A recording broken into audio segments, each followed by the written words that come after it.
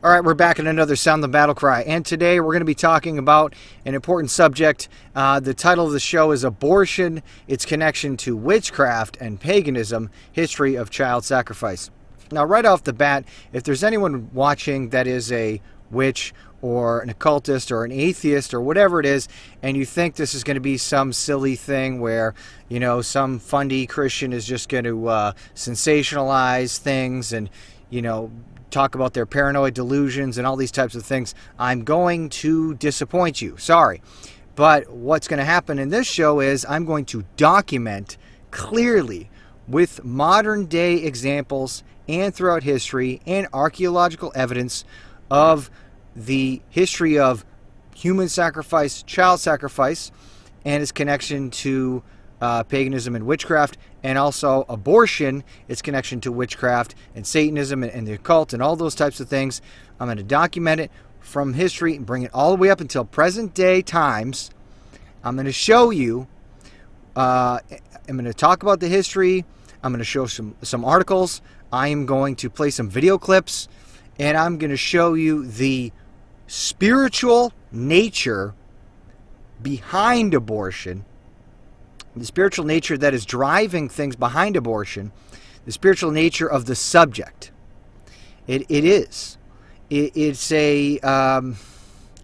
something that you think is just whatever. This is just a woman's right to choose. This is a medical procedure. You know, it's something that people don't want to deal with. Whatever it is. You come up with a million different reasons of why you think that it's being pushed and people want to have this done. But there is a bigger picture. There's a deeper thing going on behind the scenes that you may or may not be aware of. But I'm going to show you all the facts. And after you're done, either you can accept it or reject it. That's your choice.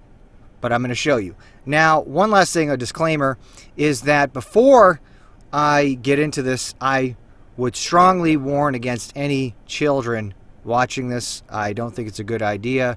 There's some pretty graphic things in here. And also, anyone else who's very sensitive to these types of subjects, any type of violence, or anyone who has traumatic experiences, I'm just going to warn you right now, there's some graphic stuff in here. So, you know, you can watch or listen at your own risk, but I'm just telling you ahead of time, and so you can make that choice. All right, so let's get into it. Now, first, what I'm starting with is a quote from a Democrat, John Fetterman, who's actually the lieutenant governor of Pennsylvania. And he tweeted this the other day. He said, "Let's be clear, the right to an abortion is sacred. Democrats have to act quickly, get rid of the filibuster to pass the Women's Health Protection Act, and finally codify Roe into law. We cannot afford to wait. May 2nd, 2022. Now, you know, obviously this is in response to the recent leak about Roe versus Wade that came out that everyone's upset about. Democrats are very upset about this. Women, feminists everywhere, very, very upset. Everyone that's pro-choice. And what's interesting, though, is, you know, I understand they are upset and they want to talk about changing the law, codifying Roe versus Wade into law. But the fact that this man says the right to an abortion is sacred is very strange to me, because sacred is religious terminology. Okay? And you hear people use this term sometimes, saying this is sacred and that is sacred. Well, that's religious terminology. Now, we're not going to go down the rabbit trail and talking about how, you know, that all this woke stuff is a religion, right? But we're just focusing on abortion, because he says the right to an abortion is sacred. So let's focus on that. Now, I wonder if there's anyone else who would use that terminology, sacred, other religious terminology, when they're referring to abortion. Well, they do. And we're going to see that documented. All right, so let's continue. So what we're going to start with, actually, is a video clip. And this video clip is from a woman named Abigail Seidman, and she is the daughter of a woman who worked at, I don't know if she owned the clinic or worked at the clinic, but it was basically, this abortion clinic was run by a witch's coven. And she was there. She saw it firsthand. It's an 100% fact. She tells a firsthand account of witches running this, and that they considered abortion a part of their religious beliefs and practices. So we're going to play that clip, and you can see for yourself. All right, so we're going to play the clip now of this woman who's the daughter of the witch that worked at the abortion clinic. I'm Abigail Seidman, and my mother worked at an abortion clinic in Ohio from when I was 11 to when I was about 17. The staff there frequently wore, Wiccan-style jewelry or clothing in the, Wiccan, sort of witchy-style clothing. The Wicca-style jewelry, goddess jewelry, that kind of thing. Most of the clinic workers wore some kind of goddess symbol or Wicca symbolic jewelry, moons and stars kind of things. Goddesses, labrys, which is a double-headed axe, which is a symbol of lesbianism. That was a common thing that was worn. But as far as I know, the circle, the coven or circle or whatever was the abortion clinic. That was the group. They did ceremonies together as a group. There was one woman who annually got pregnant every spring and had an abortion every fall. That was, a big sort of ritual thing that they all did. That's the first I heard about it. As I remember asking my mother, like, why is she getting pregnant on purpose if she doesn't want to have a baby? And, why is she waiting to have an abortion until fairly late? And why does she do this every year? And my mother kind of didn't want to give me the full answers about those. And a lot of it was, you'll find out when you're older someday. When you've had an abortion, you can understand. A lot of people think the same thing I thought when I was 11 and saw occult jewelry on people. Oh, that's weird jewelry, or that's a pretty thing, or whatever. Learn what these symbols mean. Learn what these, if someone mentions the name of a goddess on something, learn who that goddess is and what she's associated with. That's the best evidence. That's the best thing I can say as far as evidence. There were statues all over the clinic that I now recognize as being Ashtaroth, or there were dragons. Dragon symbology is very common. If you see this kind of stuff, that's the evidence. That's the only smoking gun I can give you, is find out. You have to educate yourself and then draw your own conclusions from the evidence. Tiamat was sort of a Mother Earth type deity, but with a twist. She was the great dragon who the Babylonians said had created the universe, and then Marduk, the god of the sun and delight, killed her and used her body and blood to create the earth and all the life on it. And what I overheard in bits of conversation or had explained to me was that by stealing blood from men, we were stealing men's power back by killing their children. And by feeding the blood to Tiamat as Mother Earth, we would help her regain her strength, and then eventually she would rise up and overthrow the male-dominated world, destroy the current world, and recreate a new world to be ruled by women, which, of course, would be the ideal. This was definitely a, man-hating, women-only culture. They're the ones who are truly pro-abortion. Most people who identify themselves as pro-choice they're really pro-choice. They're not necessarily pro-abortion. They just think abortion ought to be available as an option. These people, the people I'm talking about, this core of abortion-worshipping, goddess-worshipping feminists, believe in abortion as a good. They want more abortion. They want to encourage abortion. They think there needs to be more abortions, that we're not having enough, that it's not doing enough to be encouraged, that it needs to be celebrated.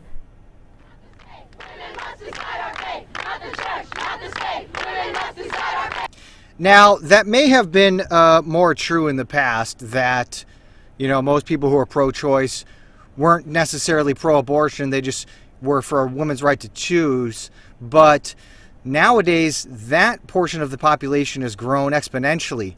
And everywhere I turn nowadays, I see women that are pro-abortion, and they do shout your abortion and celebrate it and brag about how many abortions they've had. And I've seen women dance around at abortion clinics and laugh about their abortions.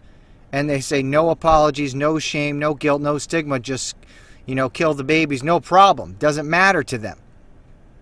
Okay, so that is definitely growing, the amount of people that are for that. So anyways, this clip was very eye-opening, I hope. And this woman, like I said, her mother and her friends were witches that were running this abortion clinic, and abortion was part of their ritual. And, the one woman who got pregnant in the spring and had an abortion in the fall, that was part of her practice. Probably, it coincided with the witches' Sabbats, like Beltane and Samhain and all that stuff.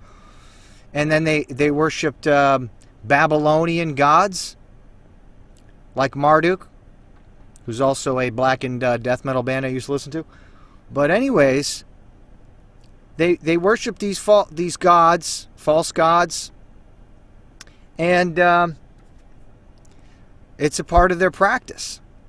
So, that's, and here's the thing, before I move on to the next section, this was in Ohio. If you think that's the only clinic in the entire world that has ever had witches running it, working there, and that believed that abortion was a part of their religion and their religious practices and rituals, then you got another thing coming. And in fact, I'm going to show you another example out of Florida, and then I'll show you from history, all the way back in the 1600s, there was someone who was using abortion as part of their witchcraft practice, rituals. All right, so let's move on to the next section. Also that video clip that I played is from this film called The Abortion Matrix. I want to give credit to that film, and you can go watch the film on YouTube. It's put into a playlist. You can watch that for free. Order the DVD if you want to. Some other pieces of this study I took from the Abortion Matrix script, but I added in a bunch of other things and historical sources and video clips and articles. So, but anyways, let's move on. And another clip, I'm not going to play this clip. It's a little bit too crazy, but it's that Abigail Simon woman talking again, and she talks about her mother having with all the witches having a menstrual party. So I'll put that, I'm going to post a PDF in the description of the notes. I always do. And so if you want to go look at that yourself when you watch that film, you can go check it out. But let's continue on to the next part. So the next one we're going to talk about is from a infamous abortion clinic and woman in Florida. Here's a quote from the woman, Patricia Bard Windle. She said, "You practice your religion and let me practice mine. My religion is holy ritual child sacrifice." Patricia Bard Windle, founder and owner of Aware Woman Center for Choice. Now, don't worry, I'm going to document all this stuff. Some dispute that she actually said that, but when she retired, she said this in an interview, okay? So this is documented. So some people say, oh, she didn't really say that, but you tell me if it contradicts what she said here documented in this interview. Abortion provider Patricia Bard Windle reflects on her career, her choices. Interview by Pam Platt, Florida Today, editorial page editor, published August 29th, 1999. Okay, so let's see what she said. Question: you owned and operated a clinic that performed abortions for more than 20 years. Yet in the early 80s, you said, "I'm not pro-abortion.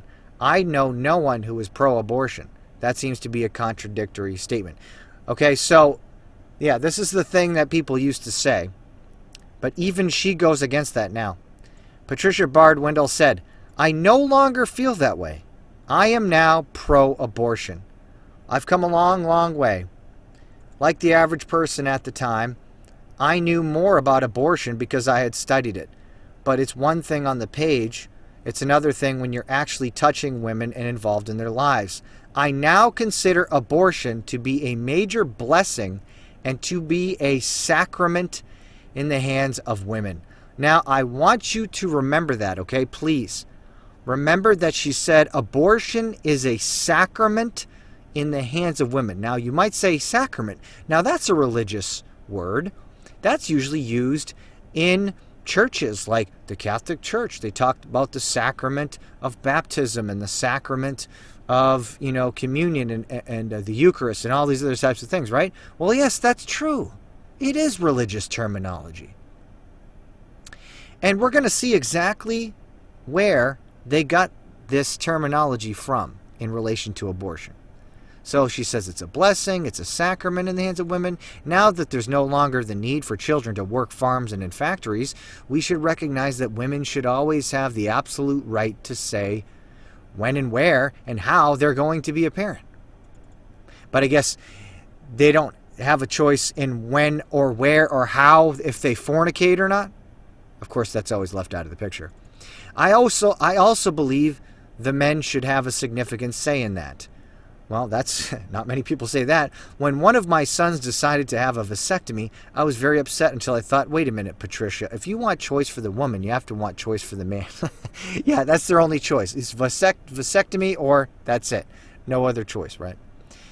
Here she is again, Bard Windle. At the very crucible of the sacrament of abortion work, she says it again. She calls abortion a sacrament. At the very crucible of the sacrament of abortion work is the sentence in a letter written to me by a woman when I retired. And that is, some women have an abortion out of love for the baby. This is a very twisted, perverted version of love. And this is what people have to do to, appease their conscience, assuage their consciences. Right? You have to give some type of justification for yourself. Otherwise, your conscience will sting you so bad and you won't be able to do it. So they have to say, oh no, it's out of love. It's absolutely not. Killing someone is not love. But anyways, they say it's out of love for the baby. That's the point. They've had an abortion out of love for the children they already have and are having a hard time feeding. They love what they're getting from their education, and they know they can't stop it to give themselves the right life. It's all in once enormously complex and extremely simple.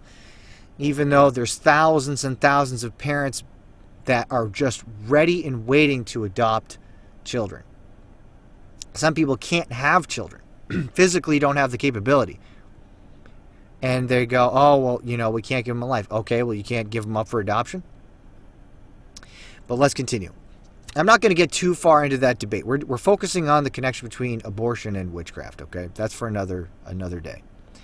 Editor's note, for the past 23 years, Patricia Bard Windle has maintained a local, state, and national profile as one of the stalwarts on the front lines of the abortion wars. As owner of the Aware Woman Center for Choice in Melbourne, Florida, she faced pickets, threats, and lawsuits, and even made law with a case that reached the Supreme Court, all the while providing 65,000 legal abortions to women who came to her Melbourne, Port St. Lucie, and West Palm Beach clinics. Abortions counted for about a third of the clinic services, which also included checkups and contraception. Okay, so she was involved with providing 65,000 abortions. Let's continue. On August 4th, 1992, two employees of Aware, because it's gonna get more intense here and more explicit when it comes to the witchcraft. August 4th, 1992, two employees of Aware Woman Center for Choice, Veronica Jordan and Rebecca Morris, registered a non-profit religious corporation known as the Wiccan Religious Cooperative of Florida, WRCF. Okay, so these are witches, right? So two witches made a non-profit religious corporation for witches called Wiccan Religious Cooperative of Florida. And these were employees of Aware Woman Center for Choice, abortion clinic workers. The stated purpose of the WRCF is to provide an umbrella organization for witch covens throughout the state of Florida. The incorporation papers list two abortion clinic employees, its directors. as its directors. Aware Woman Center for Choice is one of Florida's largest abortion clinics. Shortly after the Wiccan Religious Cooperative of Florida was founded, Carol Ebbing, another Aware Woman abortion clinic employee, ordered this book entitled The Sacrament of Abortion. Okay? They ordered the book, The Sacrament of Abortion. Now, we're going to talk a little bit more about that book later. I'll show you some pictures of this lady and where she works and influencing society. But let's talk a little bit about this right now. So they ordered this book. So what is this book? It's called The Sacrament of Abortion. And by the way, remember, Patricia Bard-Window kept saying abortion is a sacrament. She said, I now consider abortion to be a major blessing, to be a sacrament in the hands of women. And then she said the sacrament of abortion work. Now, so here's this book called The Sacrament of Abortion. The book, authored by Jeanette Paris, presents abortion as a sacred act. Paris calls abortion a sacrifice to Artemis, who refuses to give life if the gift is not pure. Artemis is a pagan goddess. The January 1993 issue of the Wiccan Open Circle newsletter described the founding of the Wiccan Religious Cooperative of Florida.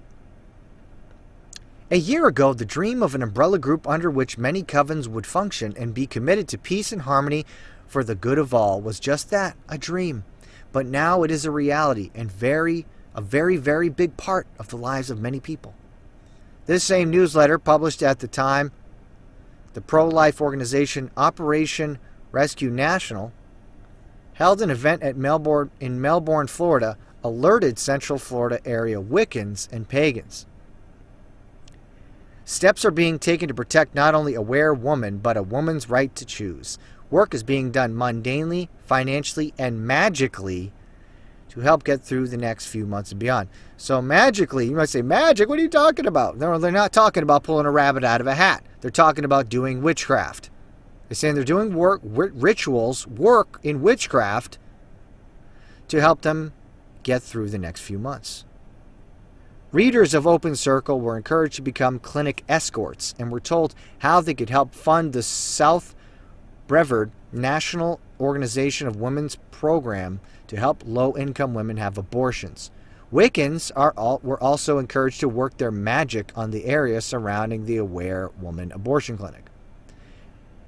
Quote, many individuals and groups have been helping to magically protect the building and property. This has been done by magical and psychic shielding being put on and around the property. Is this just an aberration? A bizarre but one-of-a-kind example of an abortion clinic that happens to have ties to a witch's coven? Or is it representative of something deeper, more sinister, and yes, even endemic to the entire abortion movement? Right? You can't just say it's a one-off thing. Now, we see this clinic in Ohio. Now there's another one in Florida, and it's connected to all these covens throughout Florida. I mean, and then it just goes on and on. It's like, after it starts to stack up after a while, with case after case, it stops being a coincidence. And there starts to emerge a pattern between witches and abortion, and them wanting abortion to use it as part of their religious practice and their rituals. Okay? When we consider abortion, most people immediately think of the medical procedure with all its profound social and political implications. These have and will continue to be well known, discussed, and debated. But what few understand are the deeper spiritual realities that swirl beneath its surface. And it's here, when we pull the lid off and examine this ancient procedure from a biblical and spiritual perspective, its far greater implications are revealed. Throughout history, these spiritual forces have operated primarily amid pagan cultures, inspiring people to sacrifice human infants to their deities as part of complex ritual to gain favors from them. And while it may be that a big portion of people involved in abortion today are not consciously engaging in child sacrifice, they don't think that's what they're doing, we need to understand that in the end, That is precisely what abortion is, the sacrifice of a human life for the convenience or needs of others. In this respect, it is no less barbaric than the human sacrifice practice to ensure, for example, successful harvest. What's the difference? And people say, well, what about abortion in the case of the life of the mother and all this stuff? Listen, 99% of abortions are because for the sake of they don't want to deal with the baby. That's it. That's a fact. Okay? That's what they mostly are used for. And what's crazy is if you don't denounce that, why should I take you seriously when you talk about the life of the mother? When you won't even denounce the other cases of them using it. No, you defend all of it. Okay? But it is a sacrifice of a human life for the convenience of others. No, I don't want to deal with it. So you sacrifice the baby. But anyways, we're proving, though, that, even beyond that, this is pushed by witches connected to them and their practice. All right, so what we're going to do is we're going to go back and we're going to show in history of human sacrifice and child sacrifice in connection to paganism and witchcraft, and showing that this has been around for thousands of years and that what's happening in modern day times is no difference. Now, the only difference is instead of having a big old statue, like we're going to talk about Baal and Molech in a second, instead of having a big old statue that with a bull head on it, with outstretched arms and a fire in the belly and people tossing babies in, they hide it.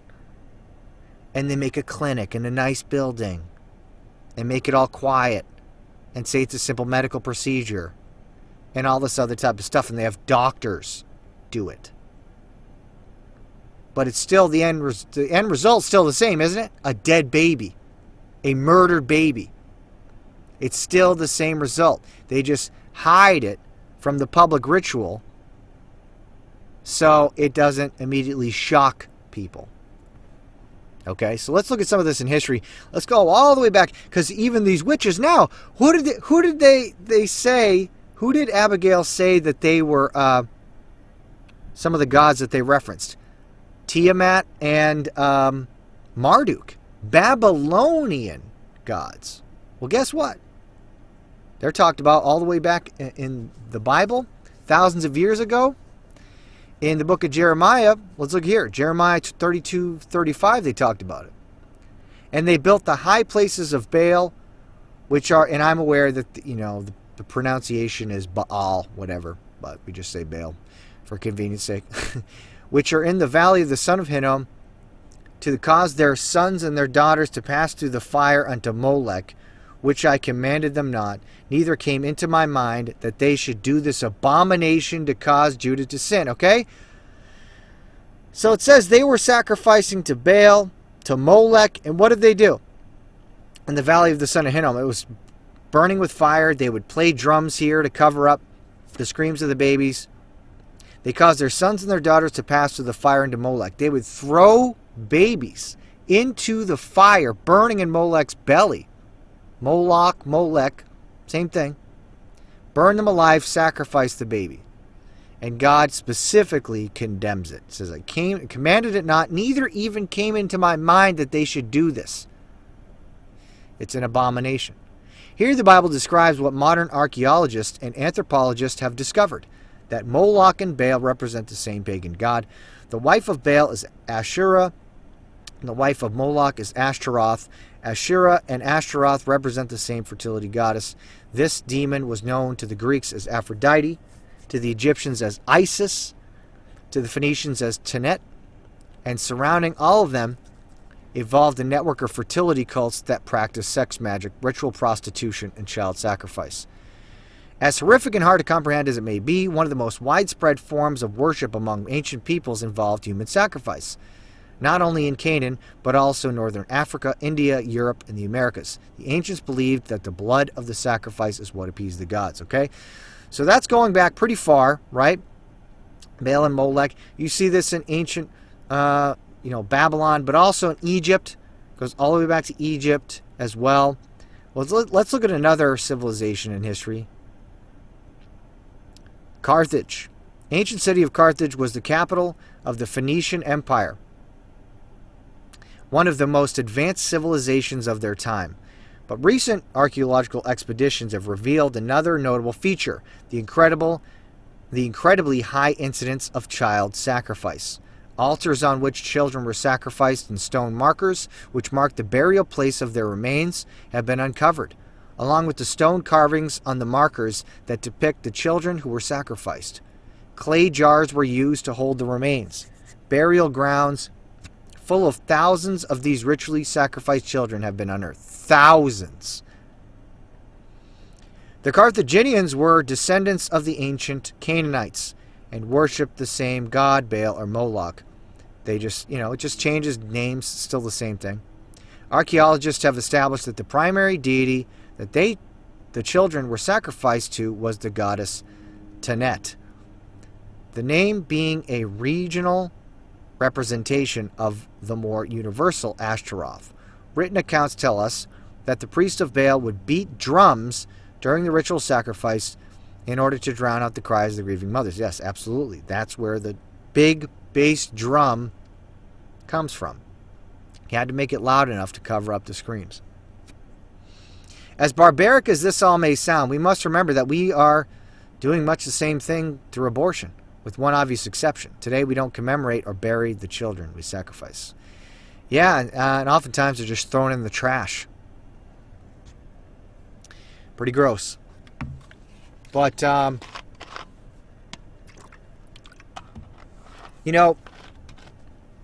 it's pretty gross if you think about it. But, like I said, the other difference is there aren't giant statues that the babies are being openly sacrificed to. But they can still secretly do it and believe that's exactly what they're doing, and the people that work there. It would be easy to attribute these ancient sacrificial rites to primitive superstition and believe that science and intellectual advancement would eventually cause this type of brutality to lessen and finally cease. But archaeologists have discovered that over Carthage's history, the incident of child sacrifice, even in the face of considerable intellectual advances, actually increased until it suddenly stopped. And how did it end? Well, this is controversial to some. How did it end? Well, when God judged Carthage, Roman armies invaded and destroyed the entire civilization, going so far as to cover the ground with vast amounts of salt so that the land could no longer be cultivated. The reason for this magnitude of destruction? The Romans, pagan as though they were horrified by the degree of cruelty and evil that gave rise to these sacrifices and wanted to make sure that their civilization was completely obliterated. To this day, the stark ruins of Carthage stand as a testimony that God is not mocked. This should also prompt us to ask ourselves a critically important question. How far are we from facing a similar judgment for our own commitment to rampant child sacrifice, now that we've killed over 65 million babies since Roe versus Wade was passed? And that's what happens over and over again. These civilizations that practice human sacrifice are eventually wiped out, completely destroyed once it gets to that point. Let's move on to the next one, the Aztecs. Now you might have heard about this before, but I'm going to show you, document this, how crazy this actually was. We know the Aztecs, a highly advanced civilization, practiced brutal human sacrifice. Some say that the Spanish conquistadors lied about the Aztec human sacrifice to justify laying waste to the Aztecs, right? They say, they just lied about it. They lied about it. But archaeologists have found proof of the massive amount of humans sacrificed by the Aztecs. Okay? One article you can go look at.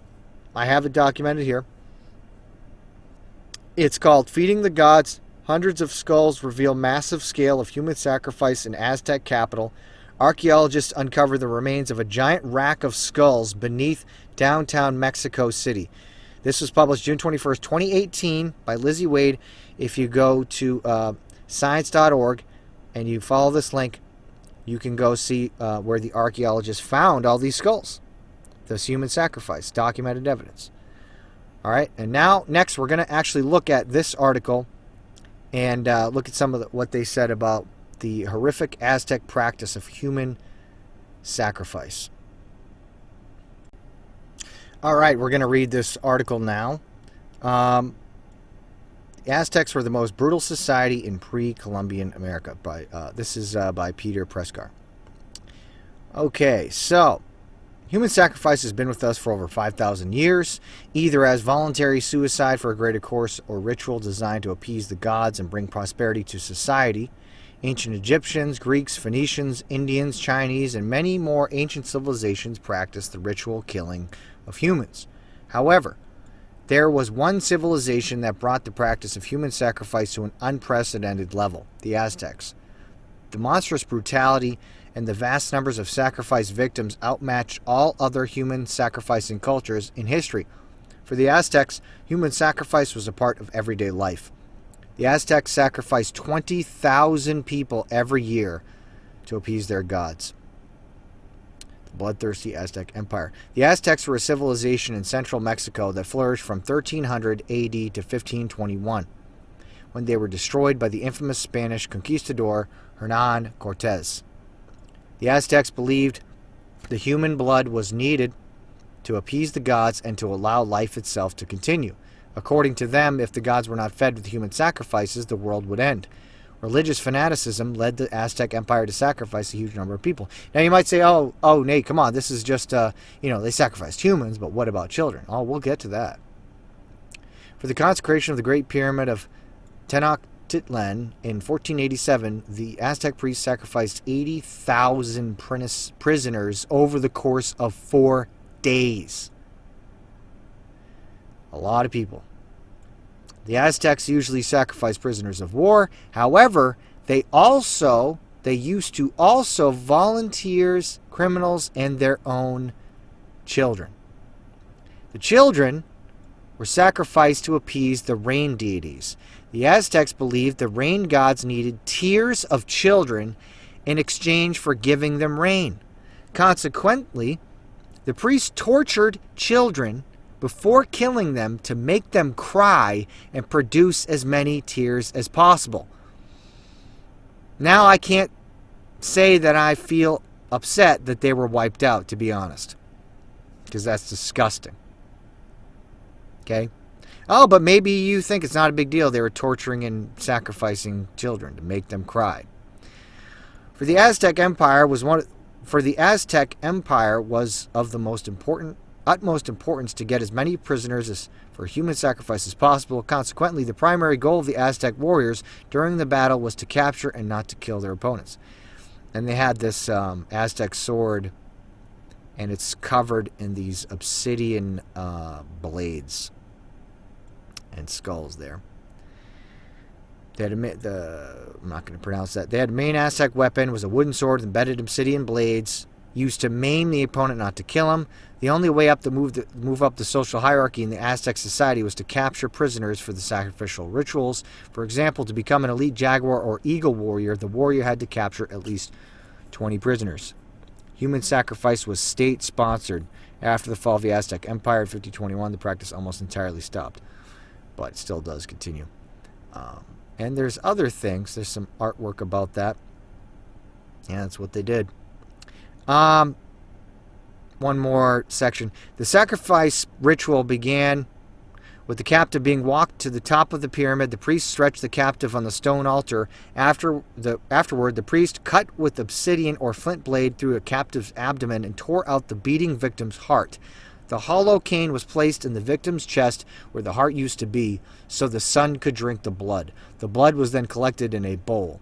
The warrior who had captured the slaughtered victim took the bowl and smeared the blood on the statues all over the town. The lifeless body was tossed down the stairs of the pyramid, breaking into pieces and staining the pyramid with blood. The body was carefully flayed, and the skin was made into a robe. The new clothing was colored yellow and worn by Aztec warriors for the next 20 days. The flayed skin shrank, rotted, and got a terrible smell during that period. They sound like Jeffrey Dahmer. Or what's the other guy? Ed Gein. One of those guys made like used human skin to upholster furniture. The victim's head was cut off and warriors danced and with the severed head in their hands. After the ceremony, they made a hole into the skull and placed the head on a scaffold called Zompantli, or a skull rack. And they found evidence of these skull racks, okay? And so, also cannibalism, they practiced that too. The victim's body was taken to the warrior's home and cooked together with maize. The stew was eaten by the warrior's relatives. Interestingly, the captor was prohibited from eating his sacrificed victim. However, he could use the victim's thigh bone to decorate his home. Now, to me, this proves that multiculturalism is absolutely stupid. To say that no culture is inferior to another, yeah, absolutely, that culture was inferior. That's disgusting, evil. And I don't know how you don't see that as demonic.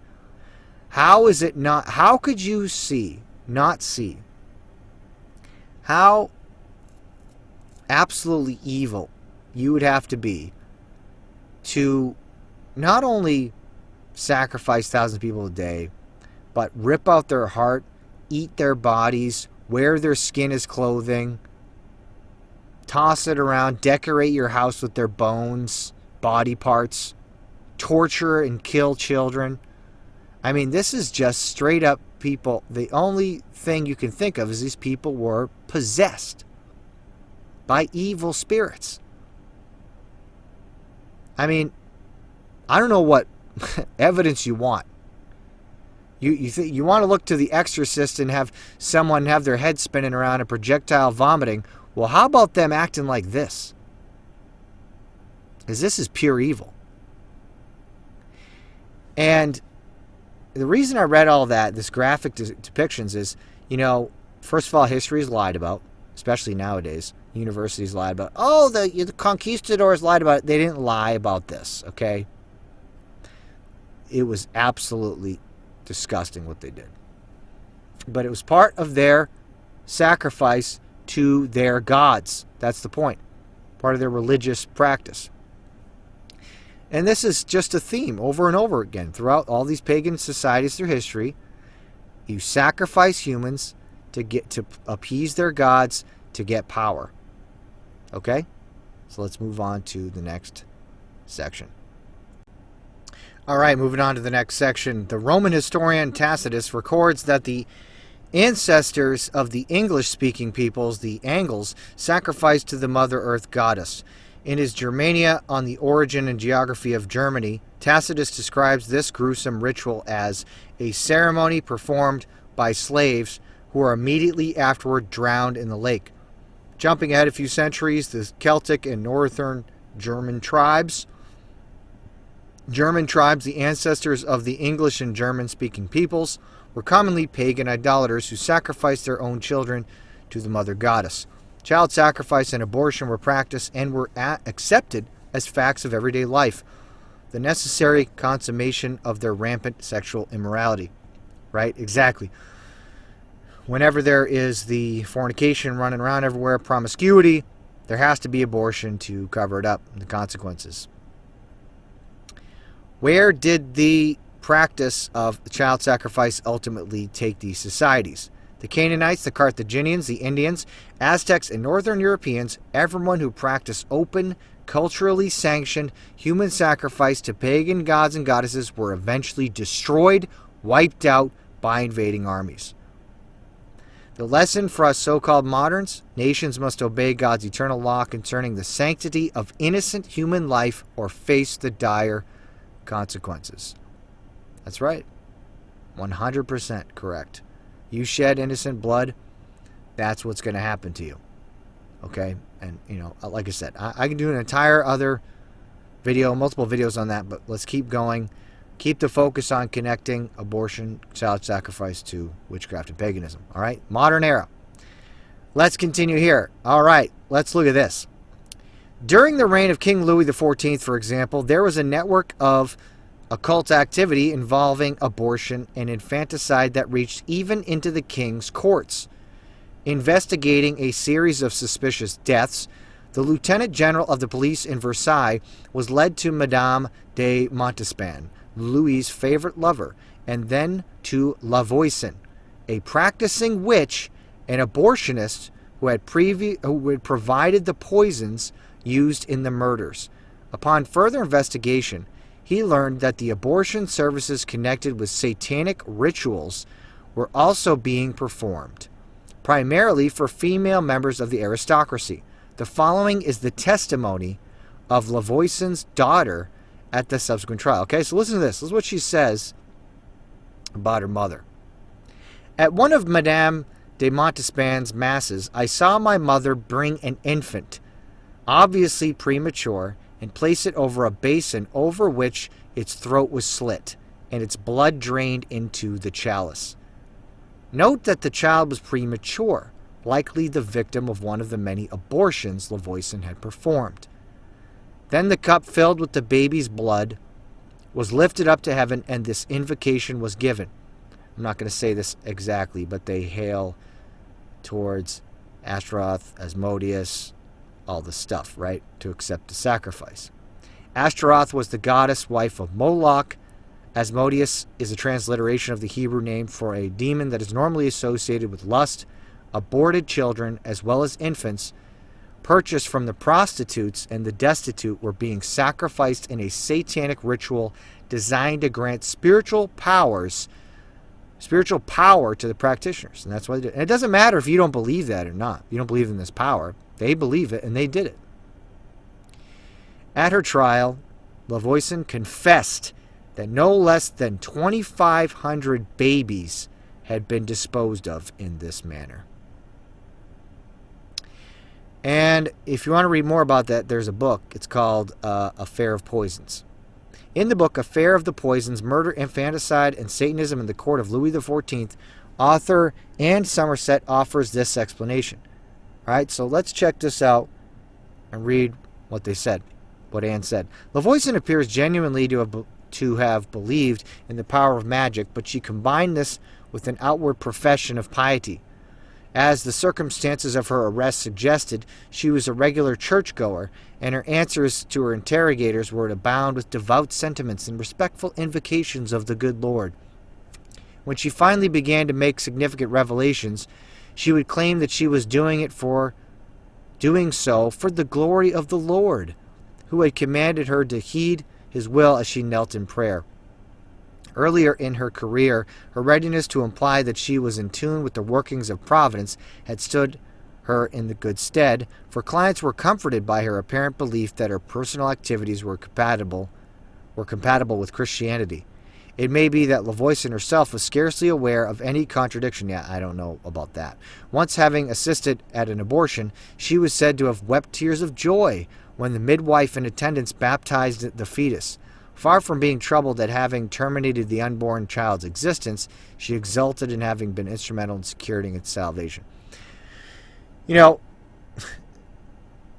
there's a lot you could say about that, but, you know, she did try to put on a religious veneer, and I think it was more so of covering up what she was doing, not really trying to, thinking that she was that religious and these types of things. It's more just covering up, because she was clearly calling out to demon gods and stuff. So it's just crazy to say, oh, she also thought it was Christian. It's just, that's just doesn't make any sense at all. Okay, so if you want to go read more in that book, The Affair of Poisons, Murder, Infanticide, and Satanism, the Court of Louis XIV, you can check out that link and go look at that book.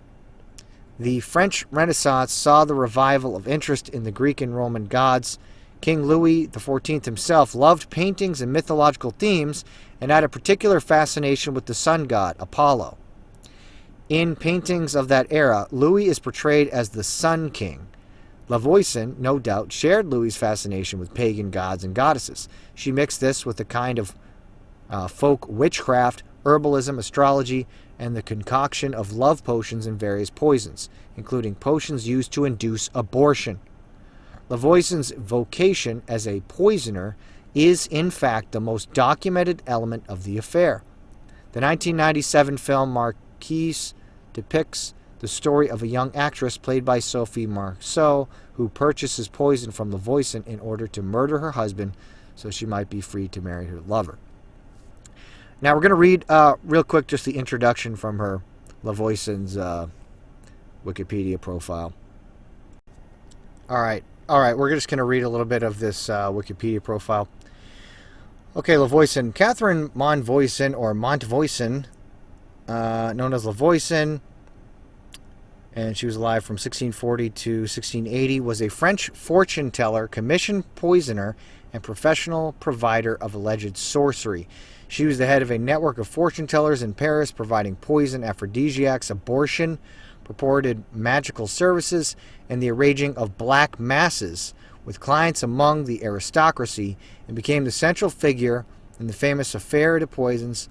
Her purported organization of commissioned black magic and poison murder was suspected to having killed 1,000 people, but it is believed that upwards of 2,500 people might have been murdered, which she confessed to. Okay, so there she is there. So you can, there's a bunch to read there. If you don't want to buy the book, at least you can read this Wikipedia profile for free.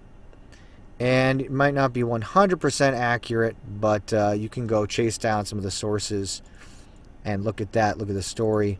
And you can see that she did, she practiced abortion. She tied the practice of abortion in with her witchcraft, black masses, satanic rituals. She 100% did. So you can go read about that. She started to include abortions for wealthy clients. And then they were also burned in a furnace, which, by the way, happened in modern day times. It was found out that fetuses were being burned at an abortion clinic. And then to heat the place, I believe, yeah. So anyways, let's continue on here. Professional sorcery. Oh, yeah, there we go. Her business as a fortune teller gradually developed into a business of professional black magic. It's not alleged. It was. She did. It's funny how they say alleged black magic. She did black masses, using women as an altar and killing babies. It's what she did. So anyways. Yeah. Okay, look at. Finally, her most radical and expensive recommended practices were the black mass, where she could arrange for clients to profit, during which the client could pray to Satan for their wish to come true. During some of these masses, a woman performed as an altar, upon which a bowl was placed. A baby was held above the bowl. The blood was poured into the bowl. Where the baby was actually killed? Yes, the baby was killed. No, it wasn't stillborn. They killed them. Anyways, you can go read more about that, or the book. All right, let's continue on here. All right, continuing on past Lavoisin, so that was that one. And it's back in the 1600s, so again, we talked about ancient cultures going all the way back into these times, 1600s up to modern day times. It's been going on all throughout history. It's just that today, especially in modern day America, it's just covered up under the cover of secrecy. No one wants to admit it. Let's continue. Likely in the minds of Lavoisin and others who practiced these abominations, they were doing a good thing, quote unquote, in providing abortion to women whose children were products of adultery, fornication, or incest. But is this any different than what we commonly see in the 21st century? The notorious abortionist George Tiller. All right, let me make a comment about George Tiller for a second. I officially do not endorse the violence that was done to Tiller. Thank you. The notorious abortionist George Tiller, who was shot to death in 2009, employed a resident chaplain in his late-term abortion clinic. Observers outside the clinic would note the frequent smoke arising from an incinerator chimney as babies were cremated inside the building. I was just mentioning that earlier. There's other cases of this, though, too. Tiller's website advertised baptisms, funeral services, celebrations, and blessings for the aborted fetus prior to being burned in the incinerator. Whether intentional or naive, blatant or hidden, there is a growing association of abortion with these bizarre religious rituals, including witchcraft. This abortion clinic in Seattle, Washington, Aradia Women's Health Center, for example, is another one. We talked about Ohio, we talked about Florida, now Washington. Aradia Women's Health Center, for example, was named for the goddess associated with witchcraft. Aradia is a goddess, alleged figure of Italian folklore in Charles Godfrey Leland's Aradia, or the Gospel of the Witches. According to Leland, Aradia is the daughter of the goddess Diana and Lucifer, who came to earth to teach witchcraft to her oppressed worshippers. The 19th century folklorists compiled the book as an attempt to portray the beliefs and rituals of an underground religious witchcraft tradition that Leland claimed had survived for centuries until his discovery of its existence in the 1890s. The Gospel of Aradia became the first real text of the 20th century witchcraft revival. From Book Review, the new edition of Leland's Aradia, Pomegranate Journal of Pagan Studies. All right, you can look at that there. So again, another association with witchcraft, goddesses, and abortion clinics. Again, how many times does this have to happen before you say it's just a coincidence? Let's continue. 20th century Americans were first enticed by the sexual revolution that took place during the early 20th century, what is often referred to as the Roaring Twenties. Industrialization, the automobile, the rapid spread of information through radio and the print media, the birth of cinema, and a number of different other cultural phenomena unleashed a wave of new ideas and possibilities that the church at the time was ill-prepared to address. As a result, biblical standards, particularly as regards to sexual mores, began to fray and then break. Into this volatile mix stepped Margaret Sanger, founder of the American Birth Control League and the abortion movement. Sanger is among history's best examples of destructive power of spiritual deception. In a biography written by an admirer, Sanger was described as having, quote, tried to dispel depression by sex travel, Rosicrucianism, numerology. Now she tried a new panacea, astrology. Okay, so if you didn't know that, Margaret Sanger, founder of Planned Parenthood, was into Rosicrucianism and astrology, occult practices. Sanger was a confirmed adulteress who consistently and publicly supported a woman's right to destroy, kill babies. She became deeply involved with Havelock Ellis, we'll talk about him more later, a modern-day false prophet who advocated a variety of bizarre sex practices, supposing them to be the keys to spiritual enlightenment and power. For Margaret Sanger and her militantly, even religiously promiscuous lifestyle, abortion became a necessary backup for contraceptive failure. Using abortion as a contraceptive. Yes, the American Birth Control League eventually became Planned Parenthood and has grown to be the single largest abortion provider in the world. Along with killing millions of babies, they have promoted promiscuity, and that's the demand for abortion, through sex education programs that frequently ignore and even mock biblical standards of modesty and chastity. They absolutely mock abstinence, and they are perverting the minds of young people everywhere, indoctrinating them. And all of this comes with the support of your tax dollars. From 2013 to 2015, Planned Parenthood received over $1.5 billion in taxpayer funds. Following Sanger came the 60s, the invention of the birth control pill, and the century's second and biggest cultural and sexual revolution. Again, a sleeping church was little match for the tsunami of so-called free love, religious syncretism, and moral relativism, statism, feminism, and explosion of drug use and its spiritual relation, sorcery, right? Because the Greek word underlying sorcery is pharmakia, where we get pharmacy. When Roe v. Wade was being debated in the Supreme Court, the vast majority of professing Christians were missing in action. So in 1973, abortion was codified as a fundamental, constitutionally protected right, in part to mop up the results of all the, quote, free love. Soon, over 1 million preborn children were being killed a year, over 60 million babies sacrificed and counting to this day. And I know now there's all this upset with the Roe versus Wade. But by the way, some people think that they're trying to lie and say, oh, if Roe versus Wade is overturned, that means, abortion is outlawed across the country. That's not what it means at all. It'll go back to the states. And if you live in a liberal state, then pretty much won't change. So it might even get more extreme.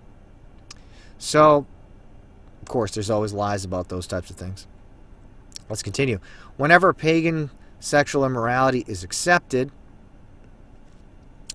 abortion and child sacrifice becomes a necessity in covering up the fruit of sin.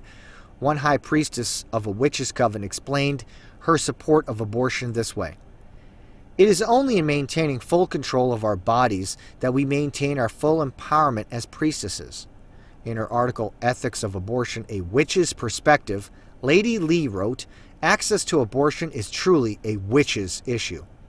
Lady Lee, Ethics of Abortion, A Witch's Perspective, Feminista, number 3, 1999. In other words, this high priestess is saying abortion is an essential part of sexual liberation, which is an essential part of the craft, witchcraft. In Power of the Witch, spokeswoman for the Witches League for Public Awareness, Lori Cabot, extols that the paganism, the ancient Celtic world in which fornication, adultery, and homosexuality were normal. The mother goddess cult is presented as a joyous, playful, sensuous, peace-loving culture. Cabot describes the permutation of the mother goddess into an old crone and the horned god into a ravenous animal. Cabot's description closely mirrors the transformation of ancient deities from sensual sun gods and fertility goddesses into demons of ritual human sacrifice. Child sacrifice and abortion were practiced and were accepted as facts of everyday life, the necessary consummation of rampant sexual immorality, right?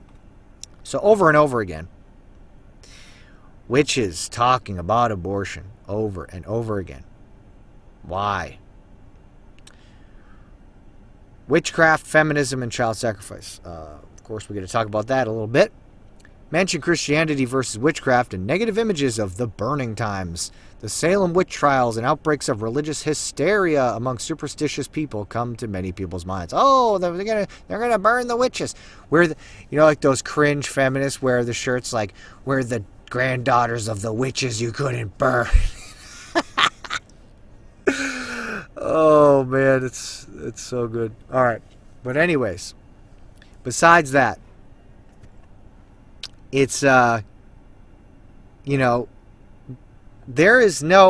have no desire to do that, to put anyone who's a witch to death.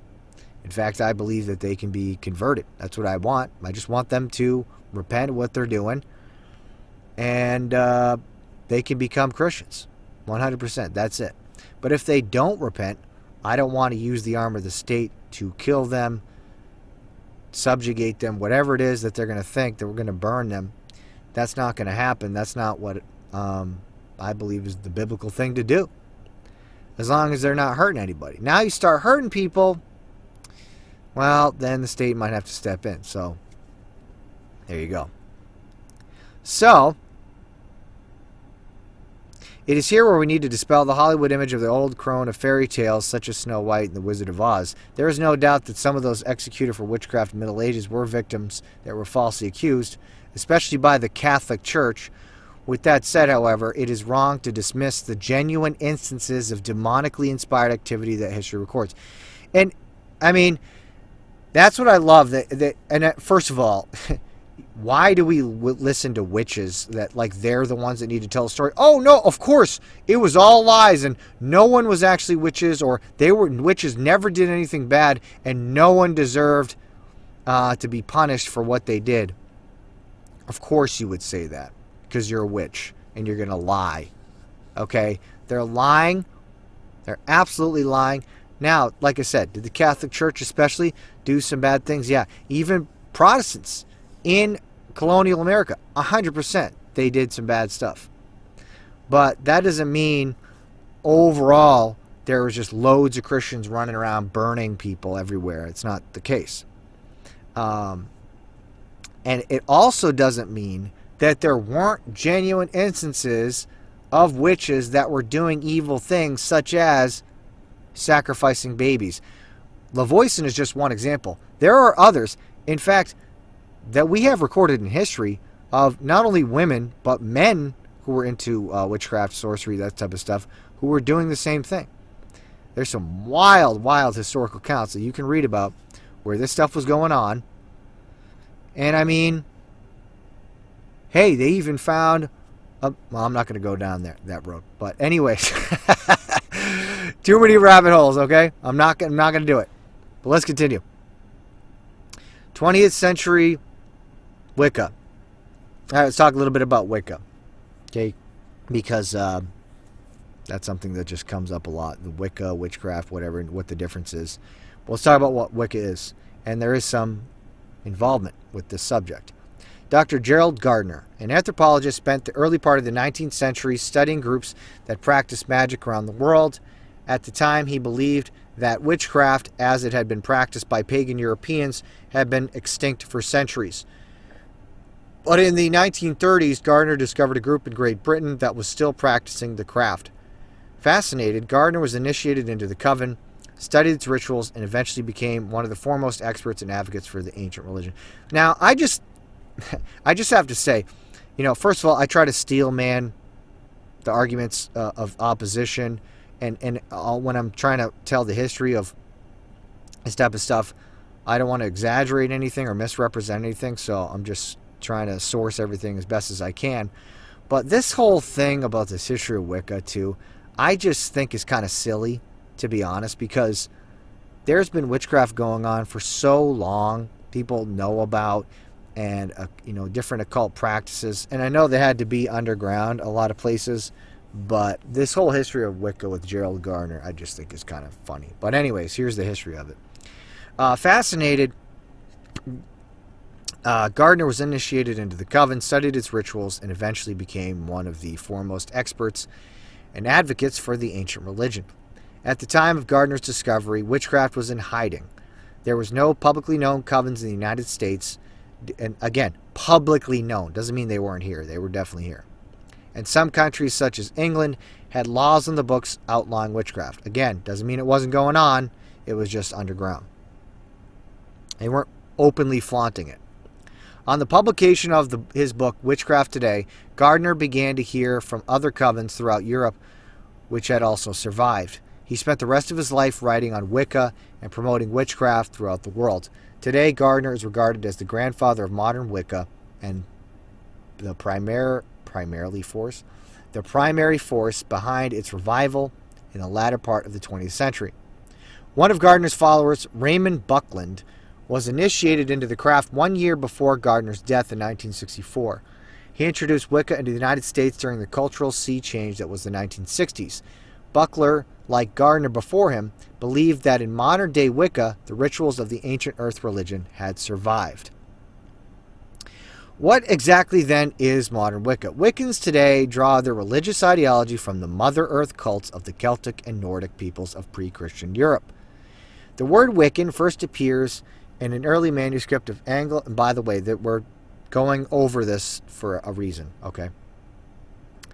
The word Wiccan first appears in an early manuscript of Anglo-Saxon scribe in the alliterative phrase Wiccan and Wildsirian, witches and Valkyries. The word in Old English denotes both men and women using magic arts. Wicca was first given a name in Gerald Gardner's 1954 book, Witchcraft Today, in which he announced that as Wicca, the extra C being added in the 1960s. According to Gardner, the word was derived from Scots English and meant wise people. Gardner met, if you didn't know, famed occultist Aleister Crowley in 1947. But I thought Wicca was the nice, innocent stuff and the white magic. When Gardner formally wrote out his Wiccan rituals, he drew strongly from Crowley's own, dating back to 1912. The two men had similar ideas. Crowley had, in 1914, proposed the idea of forming a new religion that would pull from old pagan traditions, worshipping the earth, celebrating equinoxes and solstices, and other hallmarks of nature-based worship. Although Wiccans deny using animal and human sacrifices in their rituals, yes, they will absolutely deny that. So that's, we have to talk about that. They say, no sacrifice, no human sacrifice, not even animals. And they'll very strongly say, we're against all that. Okay.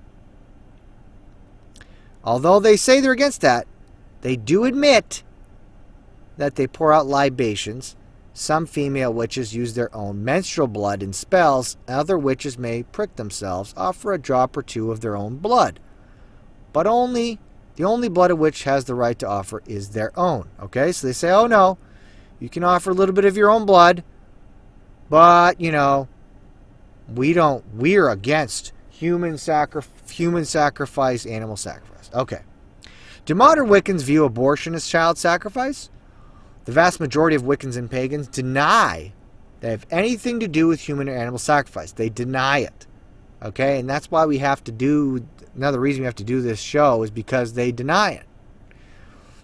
They also deny that Wicca has anything to do with the abortion industry. Nor do they view abortion as the sacrifice of the unborn in their rituals.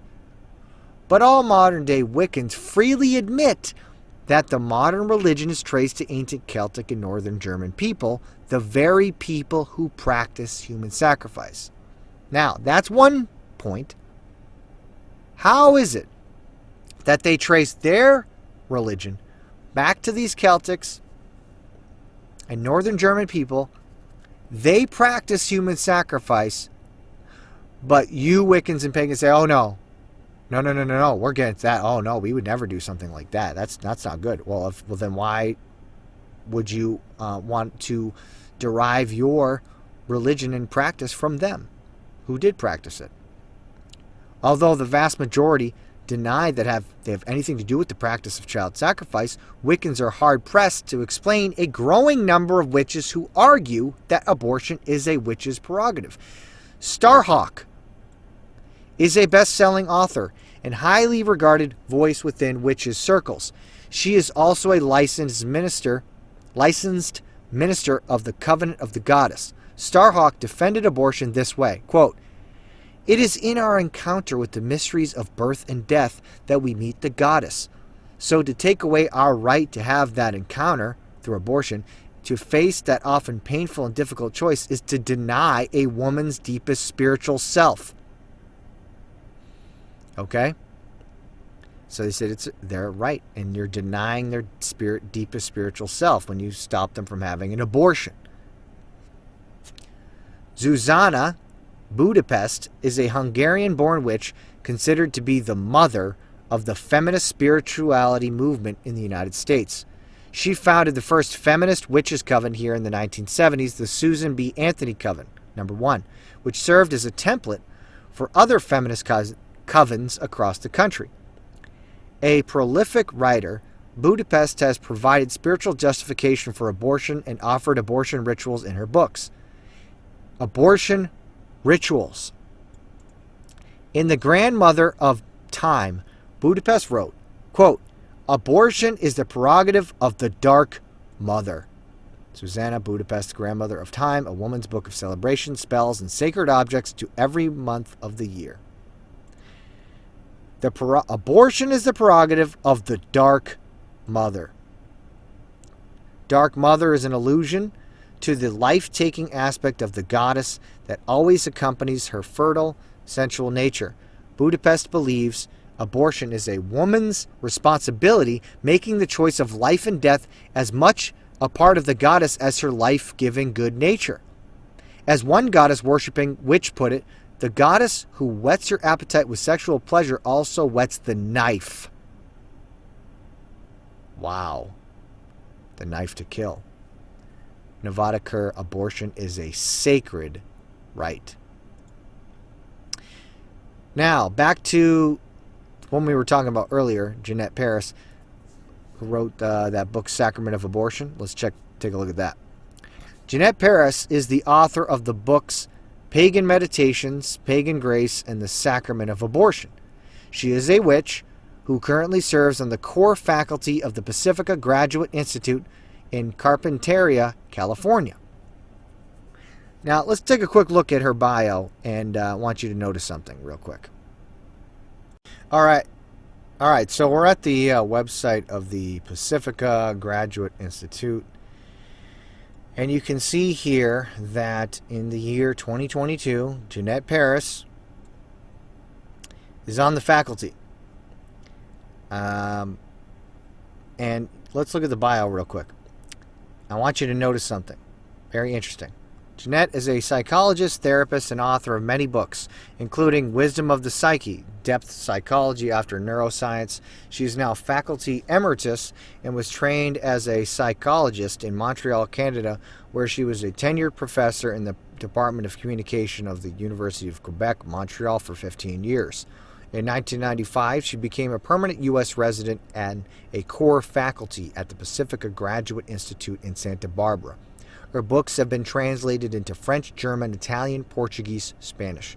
Her lectures and workshops in the U.S., Canada, and Europe are usually done in collaboration with Pacifica's public events and through the Foundation for Mythological Studies. Dr. Paris is an honorary member of the C.G. Jung Society, Carl Jung, of Montreal, and serves on the editorial board of Spring, a journal of archetype and culture. Publications include that she has done Heartbreak, New Approaches to Healing, Recovering from Loss and Mourning, Wisdom of the Psyche, Depth Psychology After Neuroscience, Pagan Grace, Pagan Meditations, The Psychology of Abortion, Marriages, Archetypal Psychologies, Reflections in Honor of James Hillman.